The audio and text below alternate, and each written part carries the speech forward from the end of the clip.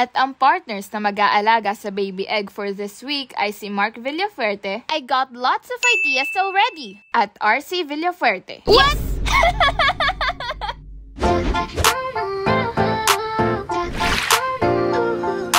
This is the plan. Simula ngayon, ang pangalan mo ay CR. Baliktad ng pangalan ko. RC, are you listening to me? Hindi. The plan is to put the baby egg in one place for a week so that no one can disturb it and it will be perfect when we give it to Teacher Sarah. Pwede naman natin palitan kapag nabasa ka. We can't. Teacher Sarah signed it.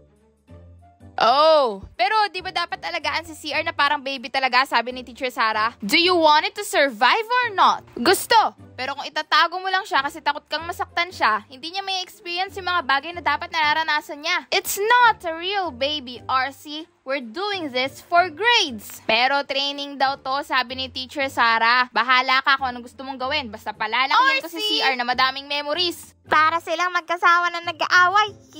Saluhin mo yung bola, CR, ha? Ready? In 3, 2... No! You're killing our child! Naglalaro lang kami! But your game will hurt them! Normal naman masaktan ah. Maganda nga yun para may matutunan siya. No! I don't want him to get hurt. You're not allowed to bond with them anymore. From now on, I'm gonna protect them. From now on, you will be safe from any harm. I will always protect you. I will be with you 24/7. Mark, busy ka? What?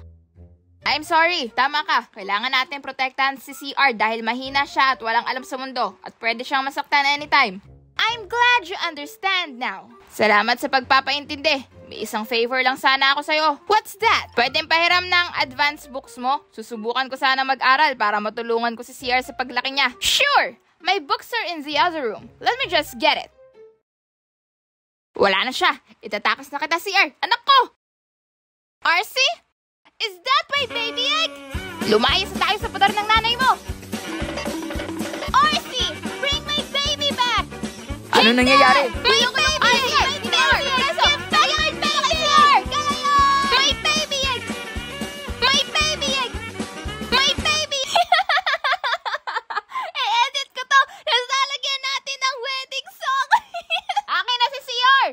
No! I'll protect them! Hindi! Ako magpapalaki sa kanya! No! You're a terrible parent! Uh-oh. CR!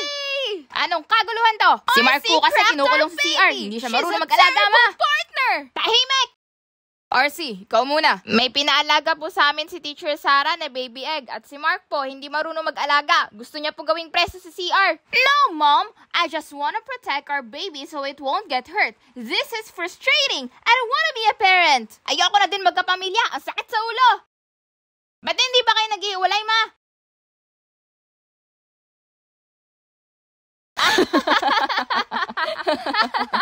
What's so funny? Kayo!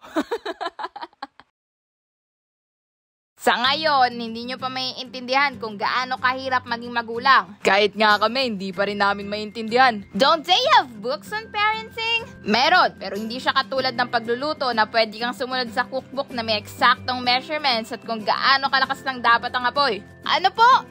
Hirap mag-gets, di ba? Kami din na ilang taon ng magulang, hindi pa din maintindihan. Kahit senior ka na? Yup! Itanong niyo pa lolo't lola niyo. But I have to give it to you, Mom and Dad. You're handling it pretty well. Opo, lumaki po kaming maayos. Lagi nga pong sinasabi ng mga matatanda sa amin na maganda daw pagpapalaki sa amin. Dahil po sa inyo yun, kaya na po naming tumayo sa sarili namin paa ng may prinsipyo kahit walang bantay ng dahil sa inyo. Yes po! Lagi po kaming kino-compliment ng mga teachers namin. Favorite nga po ako eh.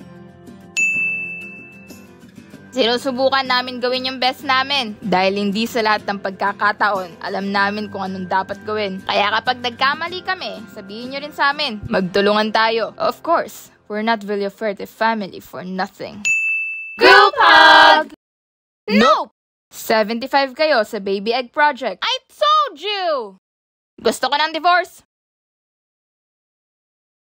For a lifetime of I love yous, two hearts, one beat, you whisper. Real or fake?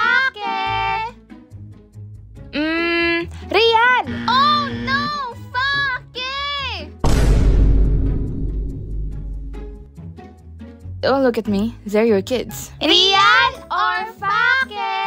Si Mama may hawak na tsinelas. Fake? Real! Haligi kayong dalawa dito. Oh no! Real! Sa'yo ko lang sasabihin to ha. Ano yon? Secret lang ha, promise. Promise, ano yon? Naiinis ako kay Kathleen. Ikaw din? Akala ko ako lang kaya di ako nagsasabi sa inyo. Diba? Para siyang si Jollibee. Alam kong masama pero hindi ko mapigilang hindi mainis. Kaya nga, ang bossy pa, ang hilig mang utos, tinalo pa si Mommy. Huy, umayos ka ha. Atin-atin lang to. Kwento din natin kay Sasha. Sige. Inuna pa kasi nun mag-date kaysa sa chismis eh. Pero si Kathleen nga, alam mo ba, narinig ko hiniwalayan siya ng boyfriend niya sa tricyclean. Talaga? Deserve! Ay! Sorry, Lord. Last na po to, promise. Hindi na ako makakapag-aral. Wala na akong pambayad ng tuition. Ano? Hindi sila pumayag na promissory, babe? Hindi na daw pwede kapag may balance pa eh. Hindi, mag-aaral ka. Sabay tayo magtatapos. Okay lang, mahal. Kahit mauna ka na muna sa akin. Hindi, gagawan ko to ng paraan. Pre, baka pwede pumasok sa cafe nyo. Nako, pre, may nakuha na nung 1 linggo lang. Sayang, dapat nagsabi ka kagad. Uncle, baka naman pwede magtrabaho sa shop nyo. Nako, Shane, pasensya ka na. Pero hindi mo na namin kayang kumuha ng bagong mekaniko ngayon. Mahina ang kita. Okay lang po, Uncle. Salamat po. Graham balls, 5 pesos na lang. Pabili, may iba pa dyan? Meron, may fish crackers, may gummy worms, marami dyan. Anong gusto nyo? 3 ang fish crackers. 10 gummy worms. 2 Graham balls nga. Oh, pre, kahit anong trabaho, basta hindi illegal, go na ako dyan. Sige, rekomenda kita. Anak, kailangan mo ng pera? Yes, ma'am. Para saan? Para po kay Kara. Hindi po kasi siya makapag-aral hanggang hindi siya nakakabayad ng tuition. Mahal na mahal mo talaga si Kara, no? Opo, ma. Gusto ko sana na sabay kami makatapos. Dapat sinabi mo na lang sa akin. Bibigyan naman kita. Huwag, ma. Gusto ko po siyang paghirapan. Para po kay Kara to eh. Ayoko naman pong iasa sa inyo. Hay, naku kang bata ka. Ang swerte talaga ni Kara sa'yo. Sa Ortigas tayo, ma'am? Opo, kuya. Kahit sa pangalawang kanto lang. Okidoki. Buti na lang may isang nag-resign. Ikaw kagad sinabi ko kay TL. Salamat, pre, ha. Utang na loob ko sa'yo to. Sus, wala yun. Kapatid kita sa ibang nanay, no? Sige, ako nagagawa at magpapaprint. Bayaran mo na lang ako 1K. Grabe naman sa 1K. 900 lang yan eh. Syempre, labor pay ko. Sige na. Yan. Lakas ko talaga sa'yo. O, eto mga wala sa bahay. Sige po, Nay. Ako nang bahala dito. Ang sipag mo talagang bata ka. Eto, 500 para sa iyo. 20,000. Yes! Sakto na to pambayad ni Kara sa tuition. Surprise ko si Mahal. Wait! Ay, nasan si Kara? Nasa CR lang. Sige, hintayin ko na lang dito sa salas. By the way, sino ka? Ano? Pinsan ko yan, Shane. Anong ginagawa mo dito? Nag-message ka ba na pupunta ka? Gusto sana kitang i-surprise. May pambayad na tayo sa tuition mo. Makakapagtapos ka na. Talaga? OMG, thank you, mahal.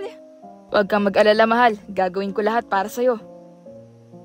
Graduate na tayo, mahal. Thank you, mahal. Hindi to mangyayari kung hindi dahil sa'yo.